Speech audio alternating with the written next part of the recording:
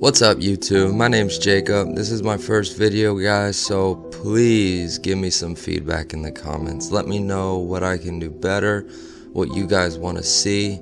My main goal in this is just to teach someone going through barber school just a couple techniques. I'm not a master barber, but if I can give you something, then that's my goal. Alright guys, you see that I combed the client's hair first. You want to get it laid down where it's supposed to be before you start cutting any hair. And after you get that, man, set the guideline in. You can see I kind of got it at a curve. That's just my preference for this client. As you're combing through the hair, look at the head shape and you make that judgment, man, what you think the client would best suit for him. Also ask him, see what he prefers, see what he likes, talk to your client in consultation and just really get to know him. Make him feel like you really do care about his haircut.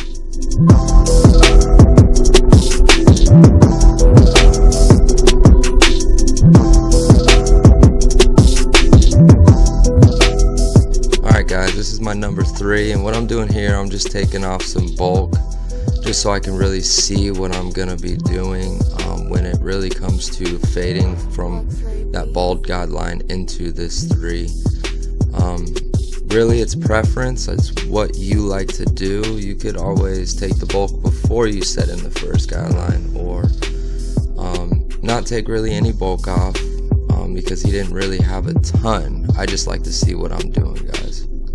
Alright, now that the bulk's gone, I'm going to begin to fade up, and this is no guard open. As you see, I set the guideline about probably a quarter to a half inch above the first one, and then I always go back and just knock that line out. There's no reason you should waste time by setting all these guidelines and then putting back on guards to knock lines out, going back and knocking them out. Just knock them out as you go up. At the end, you'll save yourself about 10-15 minutes, and then you can really go back in detail and make the client feel like he's getting his time for the money he's paying you. And this is my one guard open. As you can see, I kind of flipped the lever for you.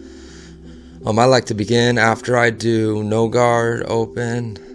I jump to the one guard open, and then as you see in a minute, I will close the one guard right there, and I'll go back and I'll just soften the line. It won't take that line out. You'll have to come back with the 0 guard and knock that line out. And even then, in some hair textures, the 0 guard won't totally get rid of it, so you have to come back with no guard open and really just detail it, as you'll see it happen with this client here.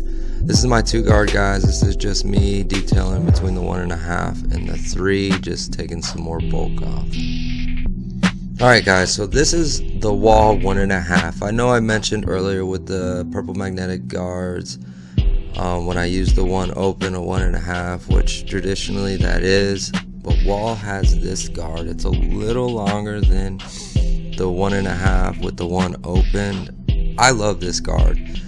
This guard is great for detailing. I always snap it on just to kind of detail in between that purple guard one open and my 2.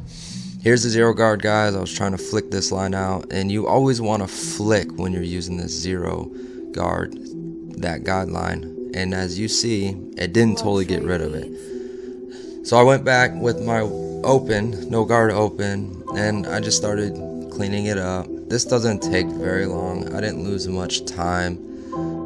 It just happens sometimes. Sometimes you gotta work at other, lines more than other clients, and this was one of them.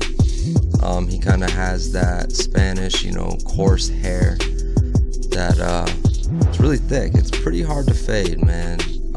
You'll find some hair textures are just tough to fade. Alright guys, I'm doing some shear over comb work.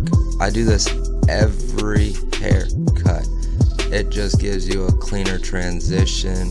I've had clients compliment on how it just looks so much cleaner going from clipper into the longer hair after you do this. It won't totally take away that bulk up top, but you'll see there's some things you can do to take away that.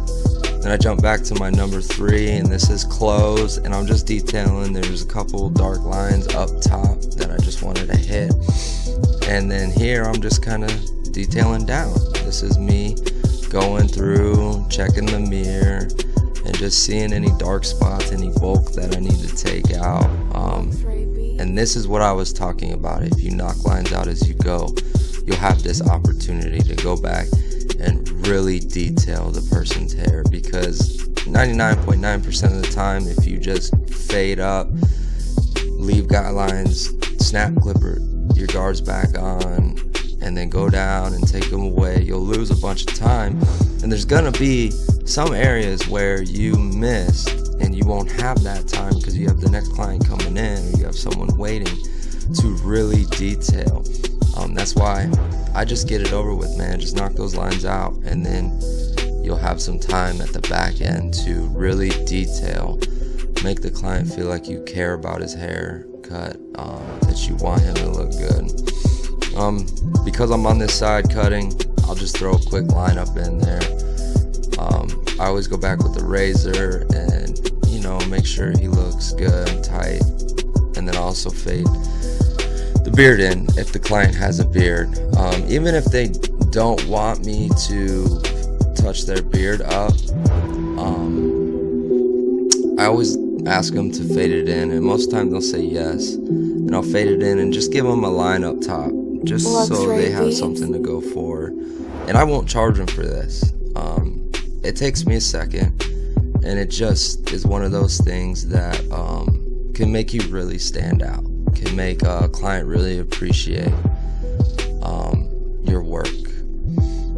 So here we go. Here's the thinning shears, and this is just to take that dark area up there, kind of lighten it up. And again, it might not totally lighten it up, but you'll see when we get into trimming the top with the shears, there's a technique where you can actually, you know, trim the sides, and it kind of blends it in. So here you want to saturate the client's hair, get it wet, and you always want to ask how they style it, because you want to cut it to the way they style it. And as you see, he has a hard part, so it's always going to be longer there, so that's where I start my guideline, and then it'll taper in to the other side. As you see, you'll see my kind of shears curve and my hands curved, and that's just me tapering in to the other side.